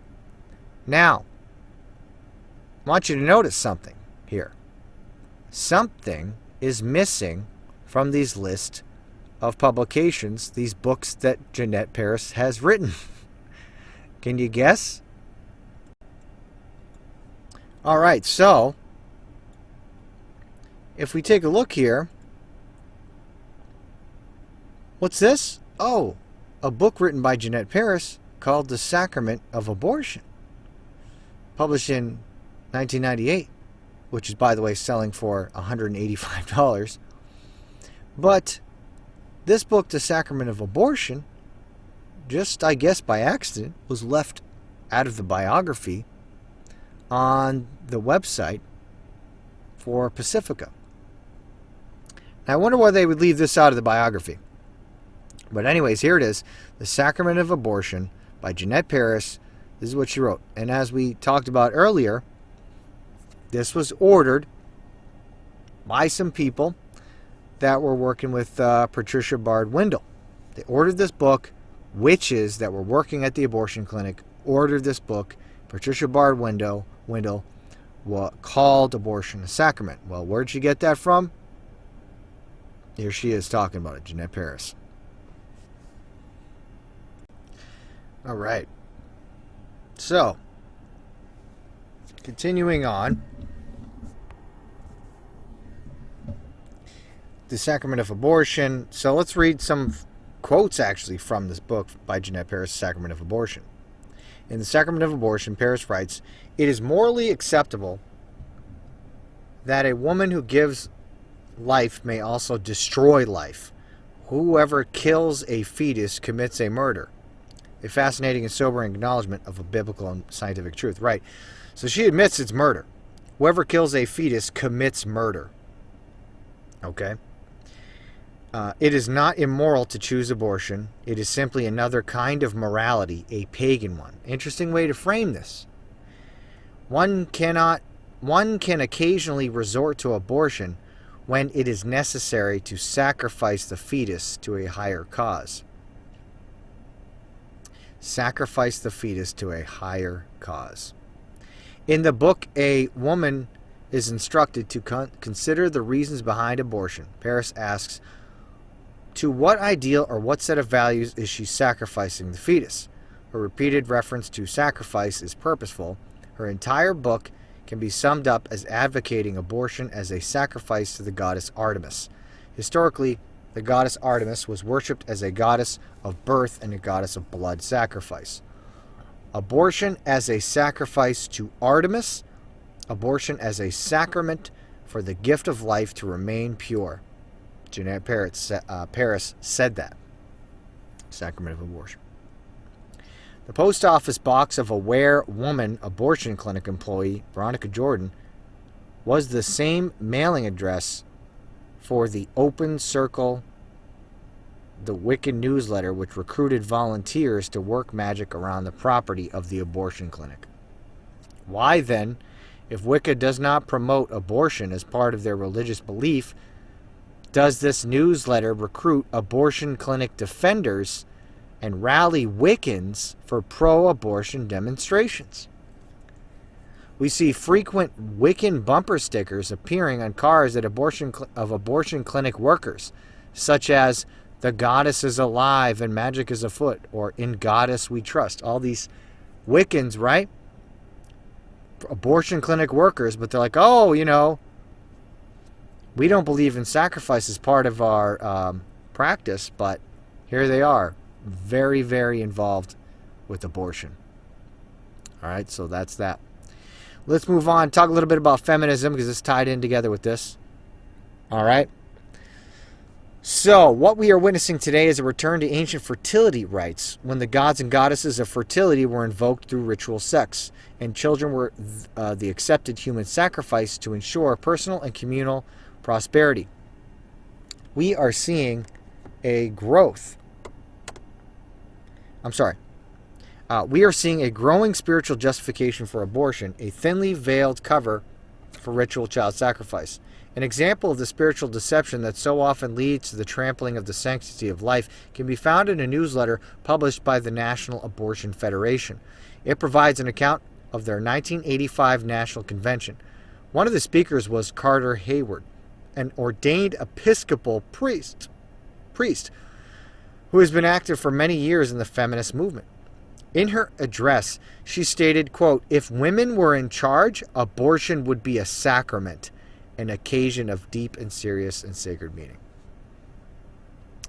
Weird how this Episcopal priest sounds just like a witch. That an ordained leader of a church that supposedly represents Jesus to the world could describe child sacrifice as a sacrament or holy rite of the church without being kicked out of the church is a staggering illustration of the collective deception we are facing as a nation. Absolutely. Several other examples are found in the December 1985 issue of Ms. Magazine, the undisputed leader of feminist publications. This particular issue was completely dedicated to exploring the new emerging spirituality in modern feminism. Much space was given to goddess worship or adulation of the various demons associated with child sacrifice, including Isis and Aphrodite. The central article in this issue of Ms. is filled with testimonies showing the gross deception that has already taken captive of much of our nation, men and women alike. Okay, so there's this, goddess worship, paganism, and witchcraft tied together with the feminism. 100% tied together with it. The feminist spirituality movement began to emerge in the mid-70s and has become one of the largest sub-movements within feminism. It's amorphous, blending in a surprisingly smooth amalgam: radical feminism, pacifism, witchcraft, Eastern mysticism, goddess worship, animism, psychic healing, and a variety of practices normally associated with fortune-telling occult practices. It exists nationwide and takes the form of large day-long workshops, small meditation groups, and even covens that meet to work spells and do rituals under the full moon. But to the women in feminist spirituality, witchcraft had even a more fundamental meaning. It is a woman's religion, vilified by patriarchal Christianity and now finally reclaimed. We are witnessing an explosion of books, magazines, internet, right, websites, how-to manuals, artwork, inevitable paraphernalia that accompanies the development of any organized religion. Yeah, that stuff's all over the internet, everywhere, right? Videos, websites, whatever. Today we have given, all over social media, today we have given these demons of human sacrifice new names: career, convenience, money, lust, self. But beyond this, we have come full circle. Today's rationalism has given way to a new feminist spirituality that honors these same demons, actually calling them by their proper biblical and historical names. Surely it can be no coincidence that the hottest sub-movement within the feminist movement that began to emerge after the Roe v. Wade decision is goddess worship, or that one of the primary deities that is being worshipped is Aphrodite, the goddess of child sacrifice. Yeah. Take a look at that. Yeah, you look at that, Diana, Hecate, all this goddess, and then also in they've, there's footage out there that was that came out a while ago about this place, Bohemian Grove, and there's a lot of conspiracy theories about that, right? But there is a giant stone owl there. It was said to be Moloch. It's not Moloch. It's actually the owl of Minerva. Okay, and Minerva is this goddess. Okay, so think about that. And they do they do this ritual where it's like a mock sacrifice, the cremation of care and all this stuff. But just think about that in the context of everything that we looked at. All right, continuing on here, we're getting closer to the end. Do what thou wilt. That's this section. Of course, while witchcraft, goddess worship, and other forms of pagan spirituality serve to undergird and empower the abortion industry, the vast majority of its supporters have no conscious interest in and may well even condemn such forms of occult spirituality. I think that's changing every day. There's more and more occult practicing going on. No matter, as long as they sacrifice or support the sacrifice of children to the idols of convenience, they are, whether they realize it or not, ensnared by the devil who are taken captive by him at his will. It's true. Doesn't matter whether they, what the reason they think that they're doing it for, they're still doing it. As Jesus said to the people who were even convinced that they were on God's side, "You're of your father the devil, and the lust of your father you will do. He was a murderer from the beginning," right? They were saying they were coming in the name of God. The Pharisees did. Supposed to be highly religious people. He says, "You're of your father the devil." So it doesn't matter, what they say that they're doing, why they're doing it, or whatever. It doesn't matter if you go to church and you still get an abortion. It's still absolutely wicked, and there's all these underlying spiritual things going on here. But there's another spiritual dynamic feeding into the abortion industry that we should also consider. The late 19th and early 20th century saw a growing interest in Eastern mysticism, pagan spirituality, and even occultism, particularly among the liberal elite in the West. Enlightenment, humanism, and higher criticism, the field of textual analysis that increasingly questioned the inspiration and inerrancy of the Bible, created a spiritual vacuum into which flowed all manner of alternative and esoteric beliefs, many of a sexual nature. For example, renowned explorer Sir Richard Francis Burton found the exotic sexual practices of the Orient fascinating and looked for ways to bring them back to the UK in order to challenge the prevailing Victorian morality. In 1883, he published the Kama Sutra, at the time barely known even in India, and turned it into the urtext of supposed sexual enlightenment. Ananga Ranga, 1885, Perfumed Garden, and essays sympathetic to homosexuality accomplished their purpose, semi-legitimizing perversion and launching a vigorous public debate about purity and pornography, desire and deviance, state regulation, and personal freedom. This, along with other subversive efforts, prepared the way for a rash of academics and clinicians who pioneered the so-called science of sexology. Far too often, the new science sought to normalize an ever-increasing variety of sexual behaviors while ignoring and even attacking God's standards on the subject. It was also quick to embrace the social philosophy of eugenics, a new field and term that was first formulated by Sir Francis Galton in 1883. Drawing on the recent work of his half-cousin, Charles Darwin, Galton proposed that the human race could be improved by a sort of guided natural selection, encouraging the reproduction of some people while discouraging others. The latter category initially consisted of people with gross genetic and mental deficiencies, but gradually some individuals and governments, including America's, expanded it to include the forced sterilization of the poor, the handicapped, and even certain races and ethnicities. Yes, absolutely. Thousands of people, even in America, were sterilized. That's just a fact. That's what happened. And but, abortion ties in with the eugenics, and people try to say that, eugenics isn't practiced anymore and all that type of stuff. But, let's take a look at the history of it. Eugenics also opened the door for abortion, initially for babies with severe handicaps or who were products of rape, where the tendency to rape was seen as at the time as an inheritable characteristic, but gradually, in some countries, again most notably in America, abortion became accepted for almost any baby and for any reason. And while eugenics is today almost universally condemned, I don't know about that, as a scientific theory, its stepchild, abortion on demand, is alive and well. To take as just one example of this brave new world of scientific progressivism, let's consider the first Sex Congress held in Berlin in 1921, the World League for Sexual Reform, led by 3 pioneers in the field of sexology in Switzerland, England, and Germany. Honestly, I'm going to skip past some of this. You can go, like I said, I'm going to give you the notes so you can go read this if you want. But Havelock Ellis, I'll read a little bit about him. He was a British sexologist, advocate for eugenics, wrote The Sexual Inversion, first English medical textbook on homosexuality. He pioneered that type of stuff. So, yeah, some pretty gross stuff. And then he was with Margaret Sanger.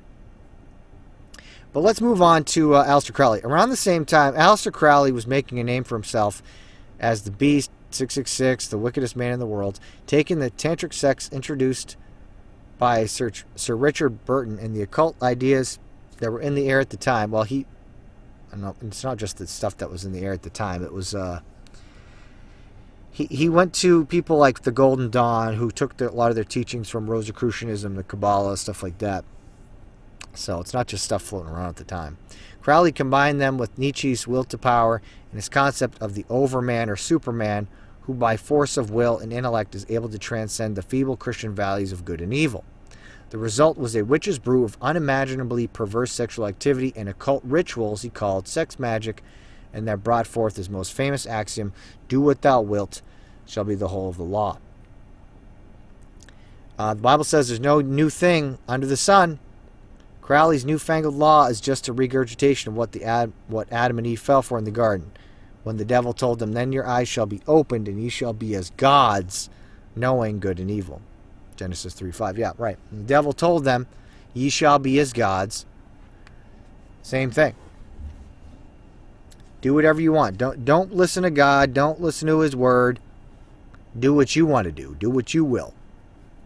And it's going to be and it's going to be beneficial for you. You'll be as gods. Crowley simply took the essence of the primary worldview that was circulating through the sexual, scientific, and religious revolutions of the early 20th and codified it as religious axiom. When it comes to expressing yourself sexually, forget God. Do what thou wilt. As regards to the perfecting the human race or social and economic systems, don't fret about what the Bible says. Do what you think is best. Need religion, a higher power, some form of spirituality to scratch your transcendental itch we all seem to be born with? Believe whatever you want to believe. Inconvenienced by an unwanted pregnancy? Do what thou wilt. It just saying like it follows Aleister Crowley's philosophy, right? So abortion, fornication and abortion culture. Unlike most of his contemporaries, Crowley, like Nietzsche, had the intellectual honesty, or at least the nerve, to call this worldview precisely what it was according to Scripture: satanic, beastly, devilish, antichrist. He admitted it. Half-century later, his American heir apparent, Anton LaVey, founder of the Church of Satan, said precisely the same thing. He said, do whatever you want, right?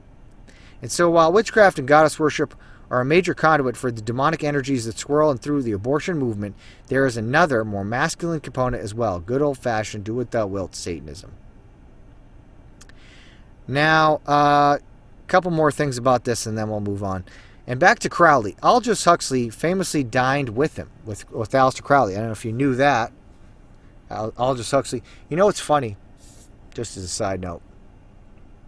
People say like Aldous Huxley wrote A Brave New World as a warning. I don't think so. You see the people that he was associated with and the Fabian Socialists and all these types of things. It wasn't really a warning. He's not trying to warn people to wake them up. I think that's kind of foolish. But he actually, yes, he did dine with Aleister Crowley. Crowley took the opportunity to turn him onto peyote.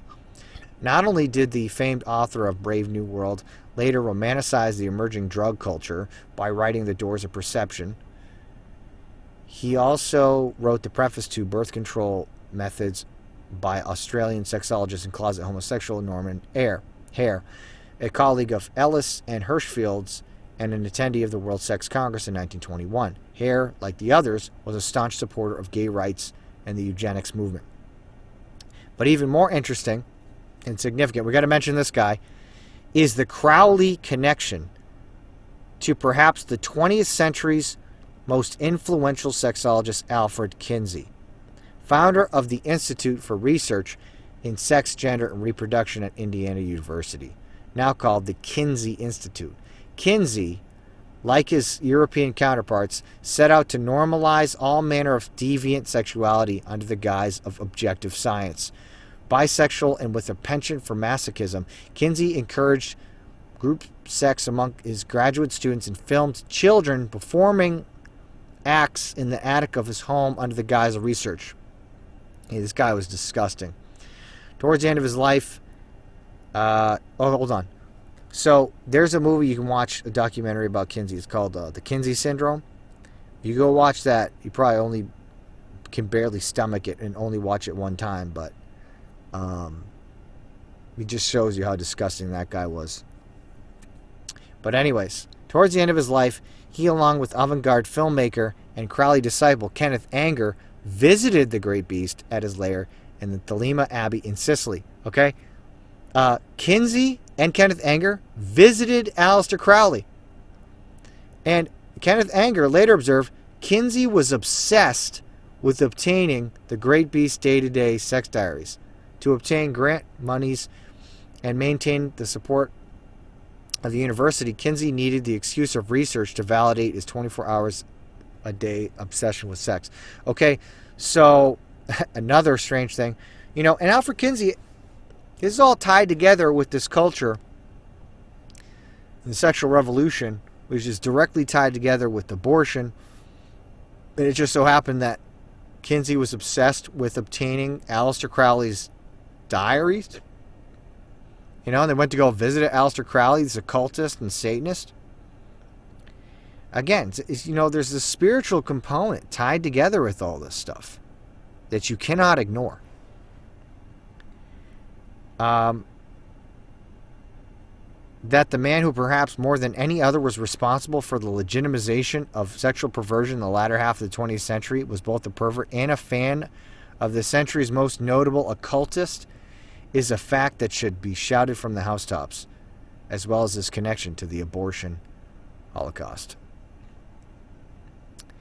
Okay, so one more thing. In April of 1955, 16 months before he died, Kinsey attended a clandestine conference on the abortion issue at the Arden House in Harriman, New York, sponsored by Planned Parenthood and the New York Academy of Medicine. A report from the conference was published 3 years later. Edited by Planned Parenthood's president, Dr. Mary Calderon, abortion in the United States was the first serious apologetic on abortion rights. Kinsey was quoted as the leading scientific authority at the conference, citing data from his questionable research suggesting that illegal abortions were very common and dangerous, while therapeutic abortion performed by a doctor, posed minimal health risks. In other words, legalizing abortion made perfect medical sense. Pregnancy, Birth, and Abortion, published the same year by 3 Kinsey Institute researchers and dedicated to Kinsey, made essentially the same argument. Gross, man. All right, but you can read the rest of that if you want. Yeah. All right, let's continue on. Yeah. Oh, yeah, we're right about at the end. Okay, couple more things I'm just going to add on here. There was a video clip I was going to play. Abortion lovers chant Hail Satan. This video has been deleted off the internet. Now, some people were lying, and a bunch of liberals, Democrats, progressives were lying and saying, conservative websites are making it up. That didn't really happen, or it was only one person. But there was video, and it showed there was a group of huge portion of pro-choice people at this protest, and they're all chanting Hail Satan. And they weren't just doing a tongue-in-cheek like, Hail Satan, and just trying to be shocking. It was a creepy, like, Hail Satan, and they kept doing it over and over again. It's absolutely weird. And so if you could find that in the archive somewhere, it's there. It was originally here. I provide the link. We're going to look at something else real quick. Again, modern day times. Witch doctor sacrificing children in Africa. Real quick. Not going to spend a lot of time on these last little few things. And make sure you do not turn it off before I play the last video clip too. Okay. All right. I changed my mind about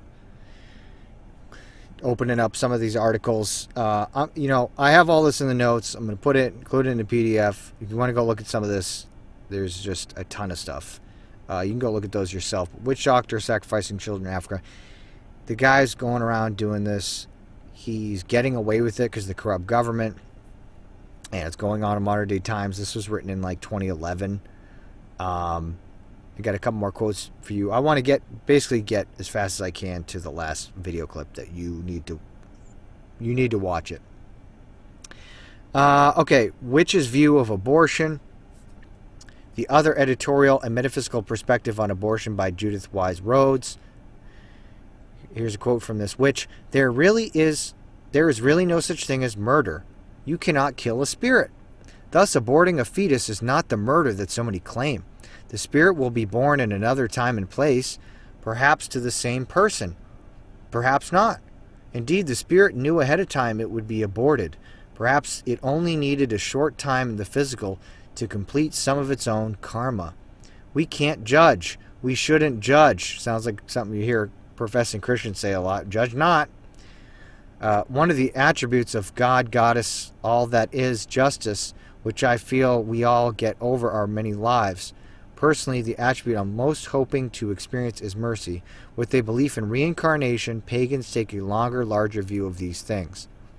And this is from New Moon Rising, a magical pagan journal, nmrjournal.com. There's a link. Okay, so she says, no such thing as murder. Aborting a fetus is not the murder so many claim.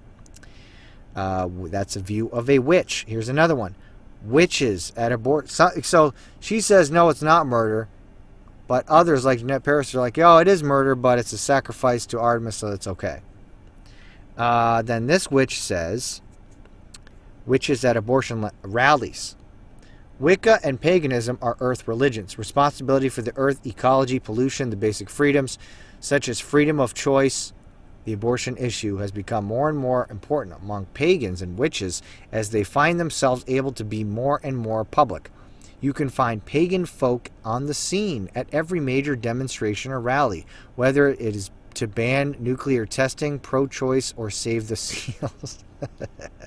Kill the babies, but save the seals, right? At last, pagans are able to have a voice, to actively speak out for what they believe to make a difference. Duggan Sandy Kopf, New Moon Rising, 28 Letters, 28 is another link. Then another article, like I said, I'm not going to open these up, but video triggers calls for investigation of abortionists. Lieutenant Governor Dewhurst says, I read with disgust allegations babies' heads twisted off necks. So if you go look at that article, this abortionist, abortion clinics workers reported that they saw this doctor take babies that were alive, born alive, and he twisted off their heads to kill these babies. So, totally demon-possessed, disgusting, and evil. Then there's this next article, Satanic Temples, a satanic abortion ritual may challenge states' anti-abortion laws. Now, what's interesting about this is, the Satanic Temple, in my opinion, is a joke, honestly. You should call them the Social Justice Warrior Temple.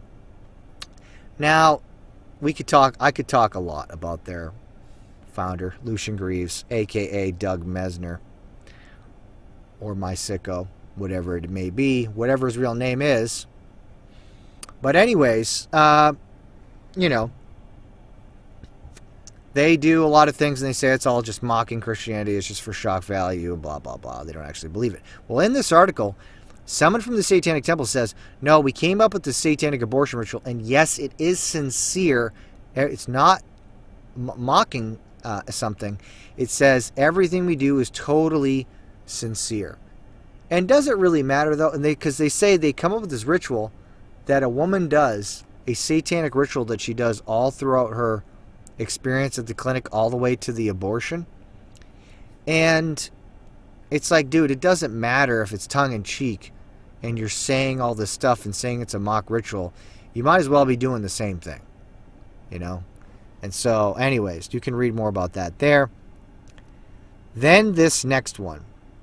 And if this doesn't push you over the edge as far as this topic goes, I don't know what will. Demon-possessed abortion doctor hisses. He says, I like to kill babies. Now, this is from back in 2016. I remember this clip. I don't know.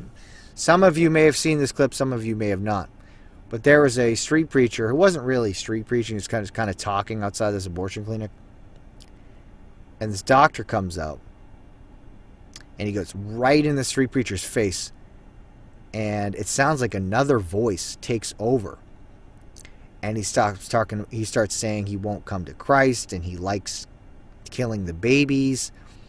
And if this isn't a clear video clip of someone who is demon-possessed, then I don't know what. And we'll talk a little bit more about that. But let's watch this video clip. All right, here is the video clip of that abortion doctor. I pray, sir, you got to repent, sir. You got to repent, sir, for murdering babies. Why? Because it's a sin before God. Why? Wow. Stinky breath. Yeah, Why? that's pretty evil of you, sir. Yeah, I am. And I hope and pray that you... Yeah. Well, that's what you do to babies, huh? Yeah, I love it. You love it, huh? Yeah, I do. Okay, I hope that you come to Christ, sir. Oh, I never go to Christ. I hope that you come to Christ, No, sir. I don't go to Christ. Yeah, I don't listen to Christ. You will have a darkened heart, sir. I do have a darkened heart. Yeah. You have a darkened heart. I do very, very much so. And you will stand before God in judgment day. Yes, I will. Every day. You will stand before God in judgment day. Yes, I will. Every day. All of the babies that you I have love it. killed. I love it. Yeah, keep tearing the babies apart. Yeah, I will. Keep tearing the babies I apart. will. Keep tearing the babies apart. Yeah, sir. The babies, they're... All right, so, whew, man, that video clip, something else. How some people, they always have to try to make up lies and stories and say, oh, you know, he was just trolling that guy. Come on. You want to know how I know this guy wasn't trolling? Because he lost his license after this. Okay, goofballs. Let me show you. All right, so that was that video clip. And then, so that was in 2016. And then the same doctor lost his license, had to shut down. And here's the article that talks about that. San Diego abortion doctor surrenders medical license. Robert Santella admits unprofessional conduct after a confrontation with anti-abortion protester. 2017, lost his medical license. Here's the link to the article. And then he suddenly died shortly after in 2018. Very strange. But anyways, that's the end of the history and all this stuff. And I'm gonna add a conclusion right now. But just want to recap what we talked about. So, I wanted to show you the witchcraft and pagan connection to abortion, and really the spiritual nature of abortion, what's going on behind it, behind the scenes, under the surface. That there's a demonic aspect behind it, a satanic aspect under it. Absolutely satanic. Evil. And so, you know, we took a look at witches' statements themselves, other accounts, the daughter of witches. We looked at all throughout history, books, articles, video clips, over and over again documenting this connection between witchcraft, paganism, and child sacrifice and abortion. So, after having looked at all that, I want to talk about a couple things for the conclusion. Now, first of all, if you're not a Christian, this is what I'm going to say to you. If you're not a Christian, you must see that the promotion of abortion is not simply for earthly, material reasons, but that there are spiritual forces behind it, driving people to murder babies. What spiritual forces, you may ask? Well, let's look at what the Bible says. 1 Corinthians chapter 10, verse 20. But I say that the things which the Gentiles sacrifice, they sacrifice to devils, and not to God. And I would not that ye should have fellowship with devils. You cannot drink the cup of the Lord and the cup of devils. You cannot be partakers of the Lord's table and the table of devils. Okay? Which is sacrificed to idols and false gods, right? They talked about Marduk and all this stuff. But the Bible says that they are really sacrificing to devils. It doesn't matter if they believe it or not, whether they are aware of that or not. The devil and his angels push people to sacrifice the innocent and give them power in exchange. And it doesn't matter whether they know that or not. In Lavoison's case, she was doing black masses. They were talking about the devil. Sometimes, especially throughout history, they just knew what they were doing. In fact, that goes on in modern day times today. I could tell you about some stuff that goes on in Haiti today, and they know that they're dealing with the devil. They just straight up admit it. And they know where to get the power, how to get the power. Okay? But it doesn't matter. Whatever they sacrifice, they're sacrificing to devils. And the devil and his angels push people to do this, though. And you do not want to have anything to do with the devil and his angels, as I will show you their end. Let's look at the end. What's going to happen to the devil and his angels in the end? Matthew 25:41. Then shall he say also unto them on the left hand, Depart from me, ye cursed, into everlasting fire, prepared for the devil and his angels. Hell is everlasting fire. It is prepared for the devil and his angels. And Jesus says here that all who are not saved and follow the devil will go to the same place as the devil and his angels. You'll go to the same place. That's a fact. And the same warning is given to sorcerers, which are witches and those that practice magic and occult, all that stuff. It's given to idolaters, the people that worship false gods, and murderers, such as the killing of an infant in abortion, of a baby in abortion. That's murder.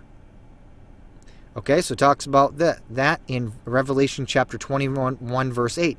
But the fearful and unbelieving and the abominable and murderers and whoremongers and sorcerers and idolaters and all liars shall have their part in the lake which burneth with fire and brimstone, which is the second death.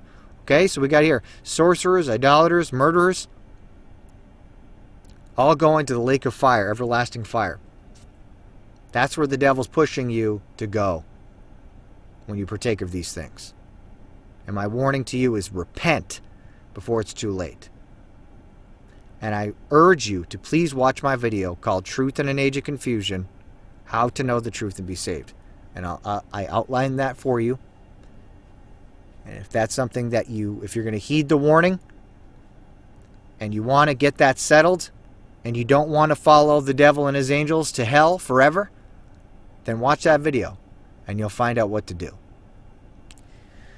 And to all Christians that have watched this, I suggest highly you go watch my video called Strongholds of Satan, the Strategy for Pulling Them Down. Because I've showed you today the very serious reality of what's going on with abortion. And it's 100% evil, satanic, and you're not going to get rid of it by voting it away. That's the point here. Okay? You're not just going to vote this away. You don't just overturn Roe and boom, it's gone. Now, I'm not saying you shouldn't strive to pass laws. You should. But it's not going to happen that easy. And it's all just gone. And so, you better understand the spiritual fight you're in for. And that you need to engage in if you truly are upset about what's going on. Then you need to understand that it's a spiritual part of a spiritual war. It's just a manifestation of it. We wrestle not against flesh and blood, but against principalities and powers, against the rulers of the darkness of this world, against spiritual wickedness in high places. It's a spiritual fight. And many are too caught up in fighting materially, physically, these types of things, politically. And they don't understand the spiritual nature underlying it all. So I prayed that you would. Heed this warning. Take it serious. And maybe it'll provoke you to spiritual action. Not to hurting anyone, but to following the strategies that I go through in that video, The Strongholds of Satan, pulling them down. Okay? Well, thank you for watching. Please like, share, subscribe, and comment. Take a look at the description below and subscribe to the Telegram channel and all those other links down there. Thank you for all the support and prayers. God bless you. Have a good day.